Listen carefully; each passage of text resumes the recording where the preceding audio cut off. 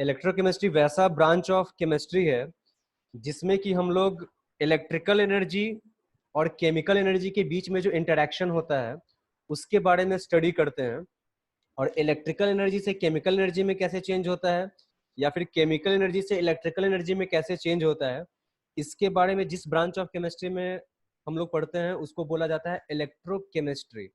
ठीक है, तो electrochemistry is that branch of chemistry in which we study about interaction of electrical energy and chemical energy and conversion of electrical energy to chemical energy as well as from chemical energy to electrical energy।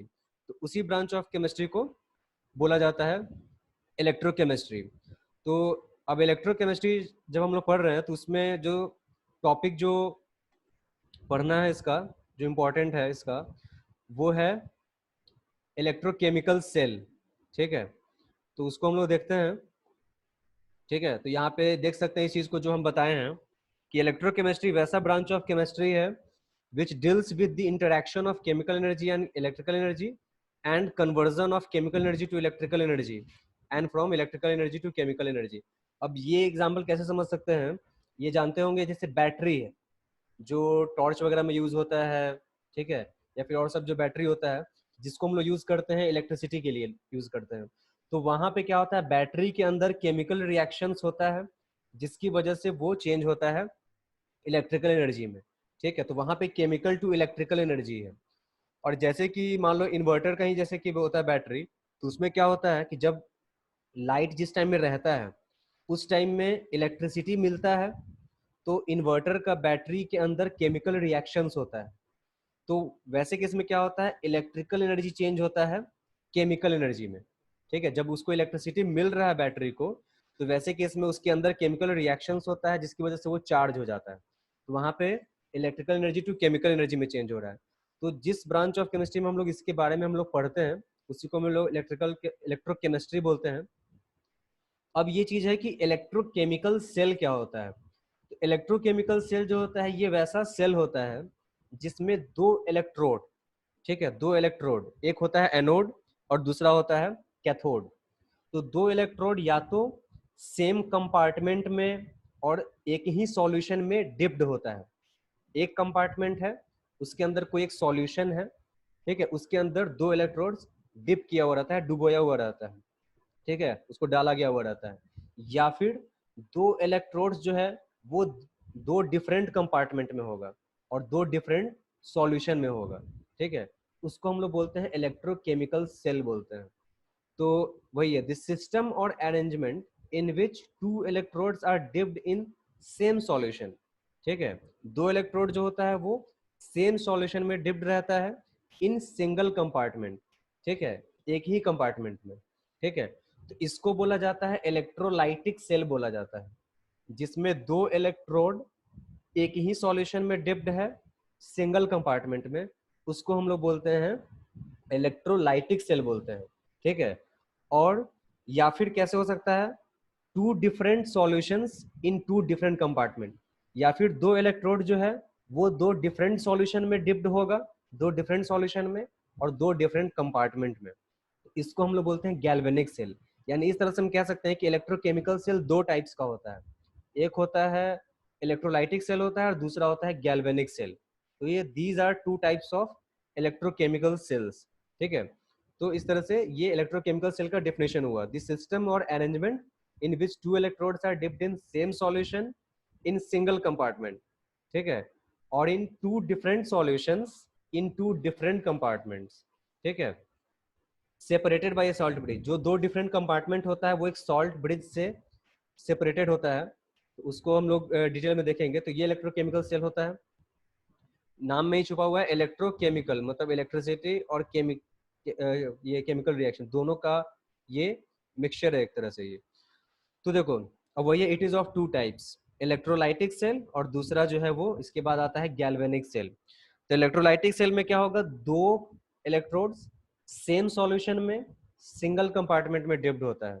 ठीक है, तो वो electrolytic cell है। तो this cell in which two electrodes are dipped in same solution in a single compartment। और इस electrochemical cell में electrical energy change होता है केमिकल एनर्जी में। ठीक है, तो फ्लैशबैक में जाके याद कर सकते हैं, ये सब जैसे पढ़ा हुआ है, इलेक्ट्रोलाइसिस वगैरह हम लोग पढ़े हुए हैं, इलेक्ट्रोलाइसिस ऑफ वाटर भी होता है, ठीक है, इलेक्ट्रोलाइसिस ऑफ NaCl, जो कि ये इसको जो है extraction of metals higher in the reactivity series के लिए जो इलेक्ट्रोलाइसिस का यूज किया जाता है, उसमें भी हम लोग इलेक्ट्रोलाइसिस पढ़े हुए हैं, ठीक है। तो उसी का होता है। तो इलेक्ट्रोलाइटिक सेल में तो उसमें हम लोग क्या करते थे, इलेक्ट्रिसिटी जब सप्लाई करते थे तो उसके अंदर केमिकल रिएक्शंस होता था, ठीक है। तो वही चीज यहाँ पे भी होता है। तो इलेक्ट्रोलाइटिक सेल वैसा सेल होता ही है जिसमें कि 2 इलेक्ट्रोड्स सेम सॉल्यूशन में डिप्ड होगा सिंगल कंपार्टमेंट में, और जिसमें इलेक्ट्रिकल एनर्जी चेंज होता है केमिकल एनर्जी में, ठीक है। तो वही this cell in which 2 electrodes are dipped in same solution in a single compartment in which electrical energy is converted into chemical energy, जिसमें इलेक्ट्रिकल एनर्जी जो होता है वो केमिकल एनर्जी में चेंज होता है, ठीक है। अब उसके बाद जैसे एग्जांपल के तौर पे है इलेक्ट्रोलाइसिस ऑफ NaCl सॉल्यूशन, ठीक है। NaCl का सॉल्यूशन का जो इलेक्ट्रोलाइसिस करते हैं, Na प्लस में टूटेगा, Cl माइनस में टूटेगा, ये होता है इसका। तो देखो इसमें क्या है, तो अब ये हम जानते हैं, ये हमेशा ध्यान में रखना है कि एनोड पे जब 2 इलेक्ट्रोड है तो उसमें एक एनोड होगा दूसरा कैथोड होगा, ठीक है। तो एक एनोड होगा दूसरा कैथोड होगा, ये हमेशा ध्यान में रखना है कि एनोड पर हमेशा ऑक्सीडेशन होता है और कैथोड पे हमेशा रिडक्शन होता है ऑलवेज, ठीक है। ये बात एकदम क्लियर दिमाग में रखना है। हाँ, ये इलेक्ट्रोलाइटिक सेल में एनोड पॉजिटिव चार्ज का होता है और कैथोड नेगेटिव चार्ज का होता है, लेकिन वही गैल्वेनिक सेल में चेंज हो जाता है। गैल्वेनिक सेल में एनोड ही नेगेटिव हो जाता है और कैथोड पॉजिटिव हो जाता है। तो ये जो हम लोग 10th तक जो कॉन्सेप्ट जो रखते थे कि एनोड मतलब पॉजिटिव और कैथोड मतलब नेगेटिव, तो ये एक्चुअली किससे रिलेटेड है, ये इलेक्ट्रोलाइटिक सेल से रिलेटेड है। तो एनोड पॉजिटिव या एनोड नेगेटिव, ये एनोड हमेशा पॉजिटिव होता है ये बात नहीं होती है, ठीक है। एनोड पॉजिटिव किस में होगा, जब इलेक्ट्रोलाइटिक सेल की बात होती है तब, ठीक है। लेकिन एनोड पे हमेशा ऑक्सीडेशन होता है ये बात तो 100% है ये, ठीक है। एनोड पे हमेशा ऑक्सीडेशन होगा, कैथोड पे हमेशा रिडक्शन होगा, ठीक है। तो ऑक्सीडेशन होने का मतलब इलेक्ट्रॉन का लॉस और रिडक्शन होने का मतलब इलेक्ट्रॉन का गेन। तो यहाँ पे हम लोग इलेक्ट्रॉन के गेन और लॉस के हिसाब से ही देखेंगे, रिएक्शन जितना भी इसमें होगा वो इसी के बेसिस पे होगा। तो इसका अब जो है इसमें, तो कैथोड पे रिडक्शन होता है, एनोड पे ऑक्सीडेशन होता है। तो अब देखो जब NaCl का सॉल्यूशन जब हम लेंगे, NaCl को वाटर में डाल के जब इलेक्ट्रिसिटी पास करवाएंगे कैथोड और एनोड की मदद से, तो सॉल्यूशन के अंदर वाटर जो होगा वो टूटता है H प्लस और OH माइनस में। वाटर अगर आयोनाइज जब होगा तो H प्लस और OH माइनस में, और NaCl जब आयोनाइज होगा तो Na प्लस और Cl माइनस में, ठीक है। तो यहाँ पे जानते हैं कि जो कैथोड ये एनायन जो होता है यानी नेगेटिव चार्ज वाला वो जाता है एनोड के पास, और जो कैटायन जो होता है पॉजिटिव चार्ज वाला वो जाता है कैथोड के पास, ठीक है। तो अब उसमें ये चीज है कि रिडक्शन किसका होगा। अब जैसे यहाँ पे एनोड के पास Na प्लस भी जाएगा और H प्लस भी जाएगा, तो दोनों में पहले कौन रिड्यूस होगा, ठीक है, कौन पहले रिड्यूस होगा, वैसे कौन ऑक्सीडाइज होगा, सॉरी, ठीक है। एनोड पे जब जा रहा है यहाँ पे Na प्लस और Cl माइनस जब जाएगा कैथोड के पास, Na प्लस और Cl माइनस जब जाएगा, ये सॉरी Na प्लस और H प्लस ये जाएगा कैथोड के पास, कैथोड नेगेटिव चार्ज का है, Na प्लस और H प्लस जो है वो पॉजिटिव चार्ज का है। तो ये दोनों चार्ज जो है ये कैथोड के पास जाएगा, तो दोनों में पहले कौन रिड्यूस होगा, कौन रिड्यूस होगा, और Cl माइनस और OH माइनस किसके पास जाएगा, एनोड के पास जाएगा, ठीक है। तो एनोड के पास जाएगा तो दोनों में पहले कौन ऑक्सीडाइज होगा, ठीक है। ये इसके लिए रूल जो है वो दिया जाता है, ठीक है। तो उस रूल को हम लोगों को देखना है। ऐसे हम लोग ये चीज जानते हैं कि Na प्लस हो या फिर H प्लस हो, जब कैथोड के पास जाएगा तो अपना उसका चार्ज डिस्चार्ज हो जाता है, वहां पे जाके वो डिस्चार्ज हो जाता है, उसका चार्ज खत्म हो जाता है। उसी तरह से Cl माइनस या OH माइनस अगर जब जाएगा एनोड के पास तो वहां पे वो जाके डिस्चार्ज हो जाता है, ठीक है, यानी उसका चार्ज खत्म हो जाता है। तो पहला इसका रूल जो है वो देखते हैं। If there is competition between two anions, दो एनायन के बीच में अगर कंपटीशन है एंड इसका to get discharge at anode, anion है तो वो जाएगा, चूंकि नेगेटिव चार्ज का तो वो जाएगा एनोड के पास, पॉजिटिव टर्मिनल के पास। तो अगर कंपटीशन है एक से ज्यादा एनायंस के बीच में डिस्चार्ज होने के लिए एनोड पे, ऑक्सीडाइज होने के लिए, तो वो पहले ऑक्सीडाइज होगा। That anion gets oxidise which has greater oxidation potential, जिसका ऑक्सीडेशन पोटेंशियल ज्यादा होगा। ठीक है, ऑक्सीडेशन पोटेंशियल जिसका ज्यादा होगा वो पहले ऑक्सीडाइज हो जाएगा। तो एनायन जाएगा एनोड के पास, ठीक है, तो एक से ज्यादा एनायन जब जाएगा तो वो पहले डिस्चार्ज होगा, वो पहले ऑक्सीडाइज होगा जिसका ऑक्सीडेशन पोटेंशियल ज्यादा है। पोटेंशियल जिसको हम लोग मेजर करते हैं वोल्ट में, ठीक है, वोल्ट में मेजर करते हैं। तो यहाँ पे जैसे Cl माइनस का ऑक्सीडेशन पोटेंशियल ज्यादा होता है, इसीलिए Cl माइनस ऑक्सीडाइज हो जाएगा, डिस्चार्ज हो जाएगा। Cl माइनस चेंज हो जाएगा किस में, Cl2 में। Cl माइनस जब एनोड पे जाकर डिस्चार्ज करेगा, ऑक्सीडाइज होगा, तो Cl माइनस चेंज हो जाता है Cl2 में। ठीक है, तो Cl माइनस को अगर Cl माइनस को जब Cl2 में बदलना है, क्लोरीन में बदलना है, तो उसको अपना इलेक्ट्रॉन लूज करना होगा। ठीक है, Cl पे जैसे एक Cl पे एक नेगेटिव चार्ज है, ठीक है, तो जब वो अपना एक इलेक्ट्रॉन दे देगा तब वो चेंज होगा Cl में। ठीक है, Cl में एक इलेक्ट्रॉन जब लूज करेगा, ठीक है, तो यानी तो इलेक्ट्रॉन का लॉस होना कहलाता है ऑक्सीडेशन। तो Cl माइनस Cl2 में चेंज हो जाएगा। Cl क्लोरीन कभी भी Cl के रूप में एग्जिस्ट नहीं करता है, Cl2 के रूप में एग्जिस्ट करता है। ठीक है, तो इसको बैलेंस करने के लिए लिखा हुआ है 1/2 Cl2, 1/2 में 2 से मल्टीप्लाई होगा तो 1 बचेगा। तो इधर भी एक क्लोरीन है, इधर भी एक क्लोरीन है। ठीक है, इधर भी चार्ज एक नेगेटिव चार्ज है और इधर भी एक नेगेटिव चार्ज है। चार्ज कभी भी क्रिएट या डिस्ट्रॉय नहीं होता है। ठीक है, तो ये चीज है इसका। तो इस तरह से Cl माइनस डिस्चार्ज कर जाएगा, ऑक्सीडाइज कर जाएगा एनोड पे जाके, और Cl2 में बदल जाएगा, और ये एक इलेक्ट्रॉन निकाला। ठीक है, इसका ऑक्सीडेशन पोटेंशियल दिया हुआ है 1.36 वोल्ट दिया हुआ है। ठीक है, तो ये है कि अगर एक से ज्यादा एनायंस अगर एनोड के पास अगर जा रहा है तो कौन पहले ऑक्सीडाइज करेगा या कौन पहले डिस्चार्ज करेगा। ठीक है, तो उससे रिलेटेड हुआ। अब देखना है रिडक्शन का, रिड्यूसिंग का। ठीक है, तो उसको देखते हैं।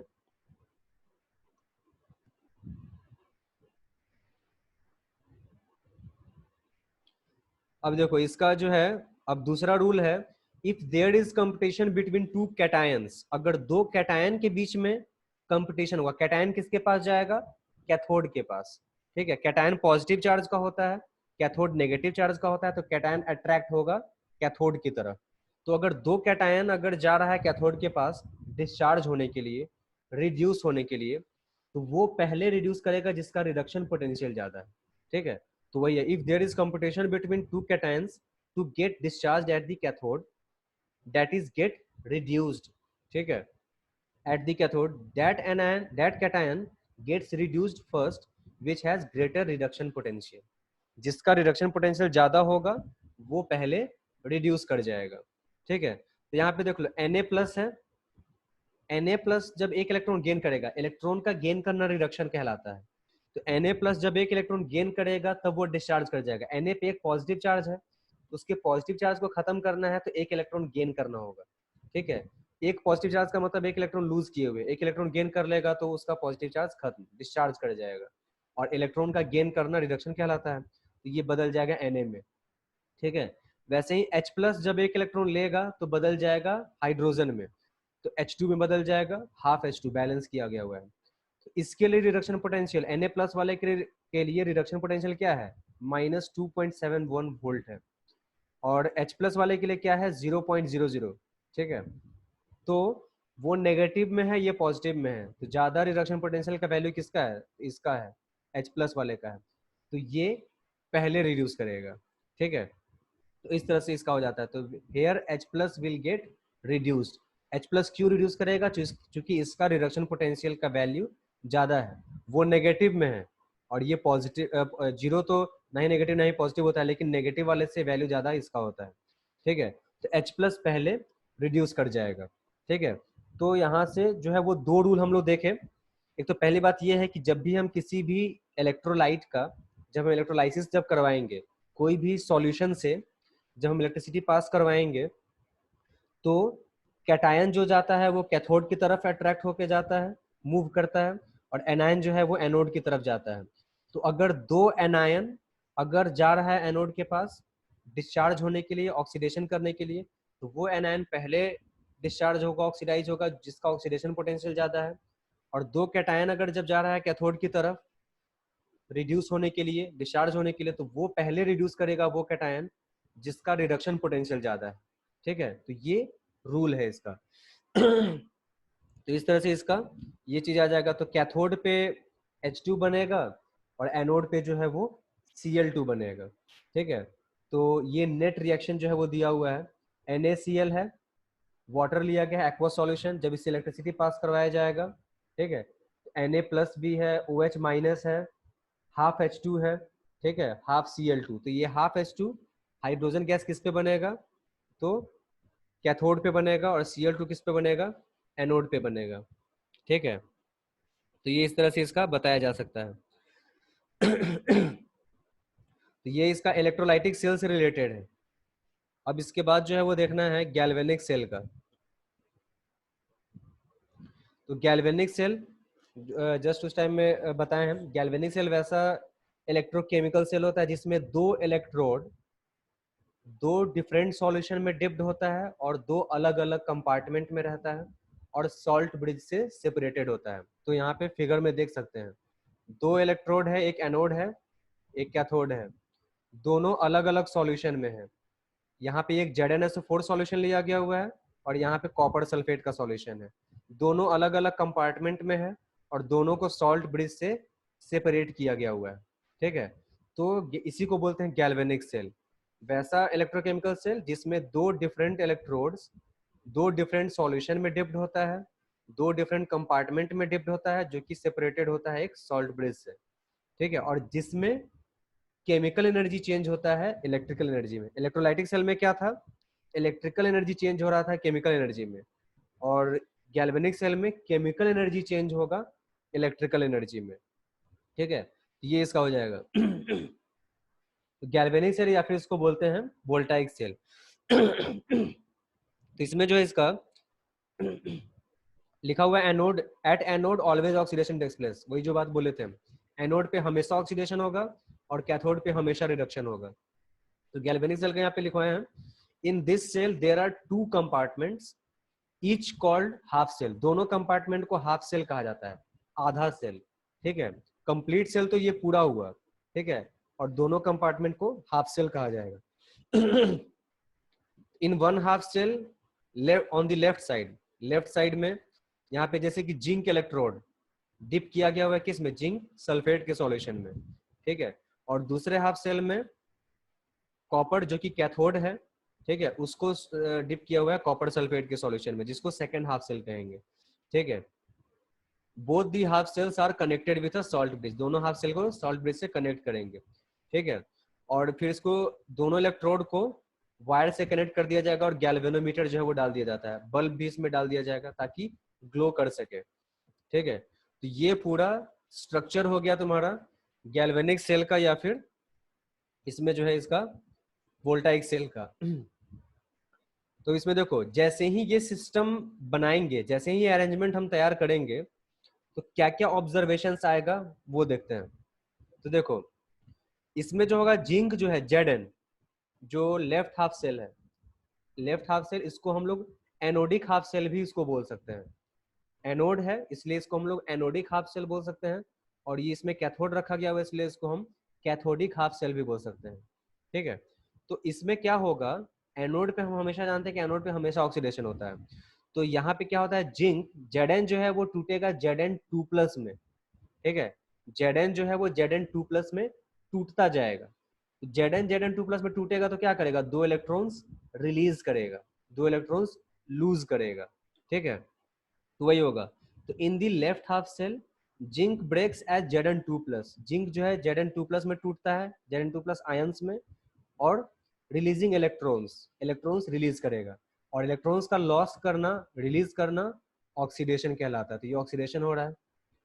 फिर राइट हाफ सेल में क्या होगा, राइट हाफ सेल में जो है यहाँ पे Cu2+ है, कॉपर सल्फेट जो है कॉपर सल्फेट टूटता है Cu2+ में और SO4 2- में। तो ये जो Cu2+ है ये दो इलेक्ट्रॉन लेगा और कॉपर में बदल जाएगा। ठीक है, तो इलेक्ट्रॉन का लेना क्या कहलाता है, रिडक्शन। ठीक है, तो यहाँ पे रिडक्शन होगा। तो in the right half cell Cu2 plus gain 2 electrons gain करेगा टू बिकम Cu में चेंज हो जाएगा और कोट हो जाएगा, इस पे कोट होता चला जाएगा, मतलब कॉपर का कोटिंग जो है वो कैथोड पे होता चला जाएगा। ठीक है, कॉपर का कोटिंग जो है वो कैथोड पे Cu2 प्लस है, 2 इलेक्ट्रॉन लेता जाएगा और कॉपर में Cu में बदलता जाएगा और वही कॉपर जो है इस कैथोड पे डिपॉजिट होता चला जाएगा। ठीक है, ये हो जाएगा। उसके बाद देखो यहाँ पे ये जो है Zn जो है वो टूट रहा है किस में, Zn2 प्लस में, और 2 इलेक्ट्रॉन्स रिलीज कर रहा है। तो जो भी इलेक्ट्रॉन्स वो रिलीज करता जाएगा वही इलेक्ट्रॉन्स क्या होगा, इसके थ्रू, इस वायर के थ्रू जो होगा वो ट्रेवल करेगा ऐसे। तो यहाँ पे एनोड से कैथोड की तरफ इलेक्ट्रॉन्स जो है वो ट्रांसफर होगा, मतलब ट्रेवल करेगा, जिसकी वजह से क्या होगा, करंट फ्लो होना स्टार्ट हो जाता है। और जैसे ही करंट फ्लो होना स्टार्ट हो जाएगा, इलेक्ट्रॉन का फ्लो स्टार्ट हो जाएगा, बल्ब जो है वो ग्लो करने लगेगा। ठीक है, तो ये चीज हो जाता है। तो Zn2 प्लस में टूटता जाएगा और जो इलेक्ट्रॉन्स वो रिलीज कर रहा है वो इलेक्ट्रॉन्स क्या होता जाएगा, यहाँ से इसके थ्रू, वायर के थ्रू होता हुआ जाएगा किसके पास, कैथोड के पास जाएगा, और वही इलेक्ट्रॉन जो है वो Cu2 प्लस उससे ले लेगा। ठीक है, Cu2 प्लस 2 इलेक्ट्रॉन लेके कॉपर में बदल जाएगा। तो ये प्रोसेस कंटिन्यूअसली चलता रहेगा, तब तक चलता रहेगा जब तक ये पूरा सॉल्यूशन जो है वो खत्म ना हो जाए। ठीक है, जब तक खत्म नहीं होगा तब तक ये प्रोसेस चलता चला रहे जाएगा। ठीक है, तो ये electrons flow from anode to cathode, electron जो है वो एनोड से कैथोड की तरफ मूव करेगा। क्यों मूव करेगा ये हम देख सकते हैं, क्यों मूव कर रहा है। उसके अलावा ZnSO4 सॉल्यूशन का कंसेंट्रेशन जो है वो इंक्रीज करेगा। क्यों इंक्रीज करेगा, क्योंकि इसमें Zn2 प्लस आयंस जो है वो आता जा रहा है। ठीक है, इसमें जो है ध्यान दे सकते हैं, इसमें इसमें हो क्या रहा है, Zn जो है वो Zn2 प्लस में टूटता जा रहा है और वो सॉल्यूशन में मिलता जाएगा। ठीक है, तो इस सॉल्यूशन में ZnSO4 का जो सॉल्यूशन है उसमें Zn2 प्लस आता जा रहा है, मिलता जा रहा है, तो ऑब्वियस सी बात है कि कंसेंट्रेशन क्या होगा, इंक्रीज करेगा। तो ZnSO4 का सॉल्यूशन का कंसेंट्रेशन इंक्रीज करेगा।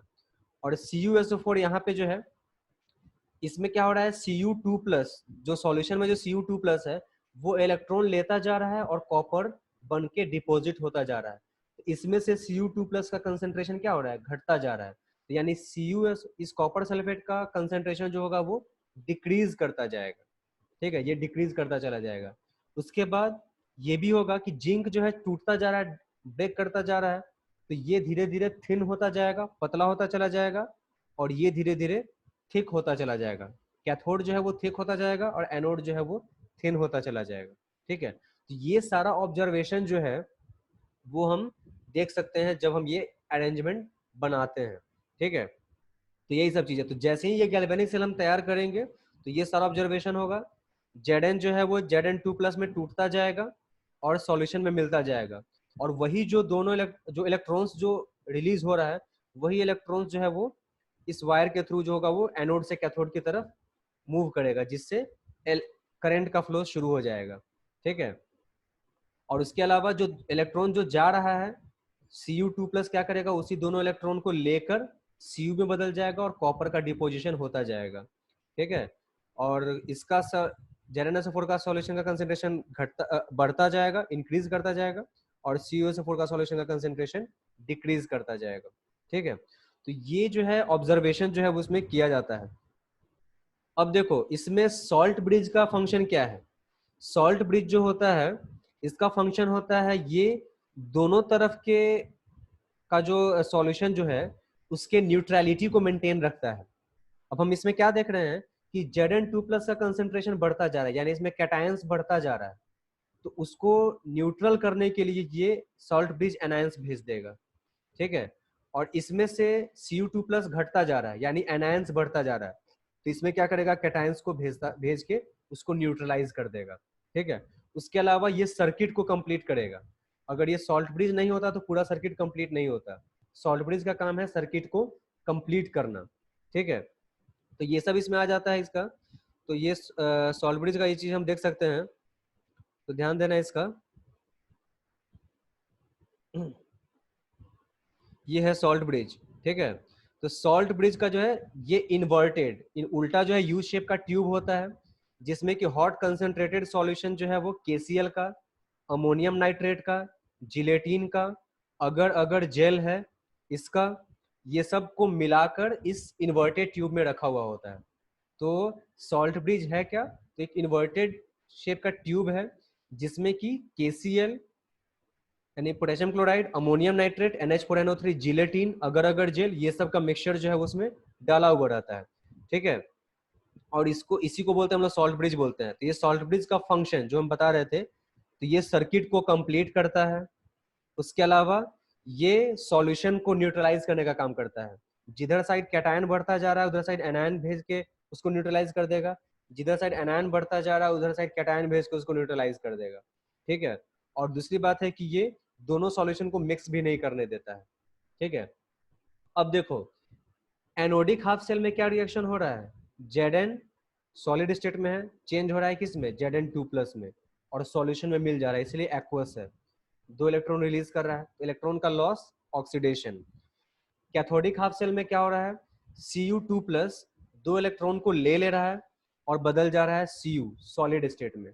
ठीक है, तो ये ऑक्सीडेशन है और ये रिडक्शन है। तो यानी गैल्वेनिक सेल में रिडॉक्स रिएक्शन होता है, ऑक्सीडेशन भी हो रहा है और रिडक्शन भी हो रहा है।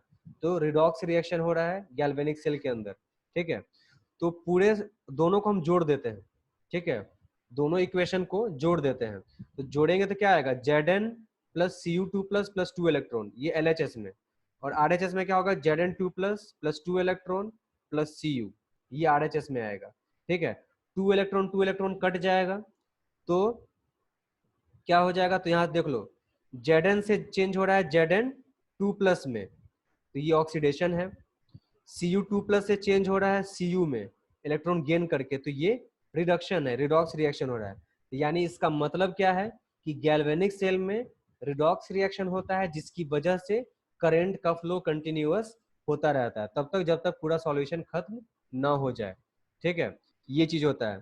ठीक है, तो इन गैल्वेनिक सेल स्पॉन्टेनियस, स्पॉन्टेनियस का मतलब ये प्रोसेस होता रहेगा, जैसे ही ये अरेंजमेंट हम तैयार कर देंगे ये रिएक्शन होने लगेगा और करंट जो है वो सप्लाई करने लगेगा। तो spontaneous redox reactions are used to produce electrical energy. Galvanic cell में स्पॉन्टेनियस रिडॉक्स रिएक्शन का यूज करके हम लोग इलेक्ट्रिकल एनर्जी प्रोड्यूस करते हैं। ठीक है, इसका मतलब गिब्स एनर्जी का वैल्यू क्या होगा, यानी डेल्टा जी का वैल्यू जो होगा वो नेगेटिव होगा। ठीक है, ये इस तरह से, तो Gibbs energy of spontaneous redox reaction is converted into electrical work. Gibbs energy spontaneous जो रिडॉक्स रिएक्शन के लिए वो चेंज हो रहा है यहाँ पे इलेक्ट्रिकल एनर्जी में। ठीक है, यानी केमिकल एनर्जी यहाँ पे चेंज हो रहा है इलेक्ट्रिकल एनर्जी में। तो ये है तुम्हारा इलेक्ट्रिकल एनर्जी, ये और केमिकल एनर्जी का जो इंटरेक्शन जो होता है जो हम लोग पढ़ते हैं उसके बारे में। तो इलेक्ट्रोकेमिस्ट्री क्या होता है, इलेक्ट्रोकेमिकल सेल क्या होता है, इलेक्ट्रोकेमिकल सेल का जो 2 types, electrolytic cell, galvanic cell.